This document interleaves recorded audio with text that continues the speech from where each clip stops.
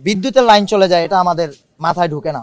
এই যে বিদ্যুতের লাইন চলে গিয়েছিল এবং অনেকক্ষণ বিদ্যুৎ ছিল না, সেই সময়ে ভোট কেন্দ্রগুলোতে কি হয়েছিল আমরা আশঙ্কা করেছি যে কারচুপির মহোৎসব হয়েছে।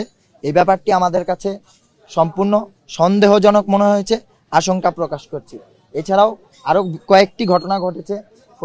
ফজিলাতুন্নেসা হলে মব ক্রিয়েট করা হয়েছে, জাহানারা ইমাম হলে একজন স্বতন্ত্র প্রার্থীর গায়ে আরেকজন সম্মিলিত শিক্ষার্থী প্যানেলের যে একজন প্রার্থী উনি গায়ে হাত তুলেছে বলে আমাদের কাছে অভিযোগ এসেছে। এছাড়াও আরও নানা অনিয়মের অভিযোগ এসেছে।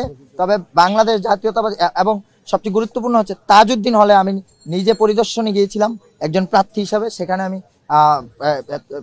দেখে এসেছি, তাজউদ্দিন নজরুল হলে, সেখানে আমি দেখে এসেছি যে হলের প্রার্থী হল ক্যান্ডিডেটদের যে সদস্য সংখ্যা 3টি ভোট দেওয়ার কথা সদস্য পদে বা 4টি ভোট দেওয়ার কথা, সেখানে লেখা আছে 1টি ভোট দেওয়া যাবে।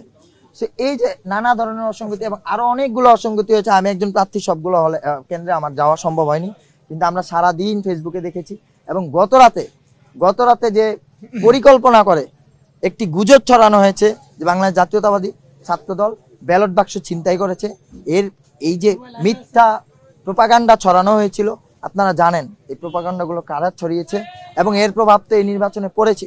এবং অনেক শিক্ষার্থী আশঙ্কাজনকভাবে হলেই ভোট দিতে আসেনি, কারণ তারা গতকালের গুজবে ভীত সন্ত্রস্ত হয়ে পড়েছে যে ব্যালট বাক্স ছিনতাই কিংবা নানা ধরনের গুজব ছড়িয়ে পরিবেশের যে অশান্তি সৃষ্টি করা হয়েছিল, এ কারণে অনেক ভোটাররা ভোট কেন্দ্র নির্বিঘ্নে আসতে পারেনি।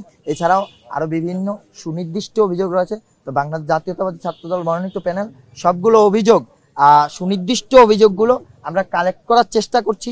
আমরা কালেক্ট করে প্রমাণসহ অভিযোগগুলো নিয়ে আমরা আবার আপনাদের সামনে হাজির হব। এখন আমরা নির্বাচন কমিশনার কাছে যাব, সেখানে গিয়ে আমাদের অভিযোগগুলো দেখেন। বাংলাদেশ জাতীয়তাবাদী ছাত্রদল এই সমর্থিত প্যানেল যখন নির্বাচন বয়কট বা বর্জন করেছে, তখন সেখানে তো আর আপনি ফলাফলের আশায় বসে থাকবেন না।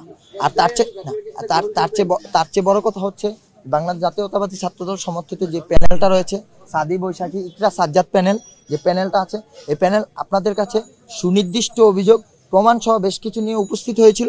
আরও যা যা অসঙ্গতি আছে তা নিয়ে খুব শীঘ্রই আরেকটি সংবাদ সম্মেলনের মাধ্যমে আপনাদের কাছে হাজির হবে এবং আমাদের প্যানেলে যে ভিপিজিএস এজিএস যারা আছে শীর্ষ পর্যায়ে আছে, তারা ব্যাপারগুলো ব্যাখ্যা করবে। অতি শীঘ্রই আমরা আপনাদের কাছে।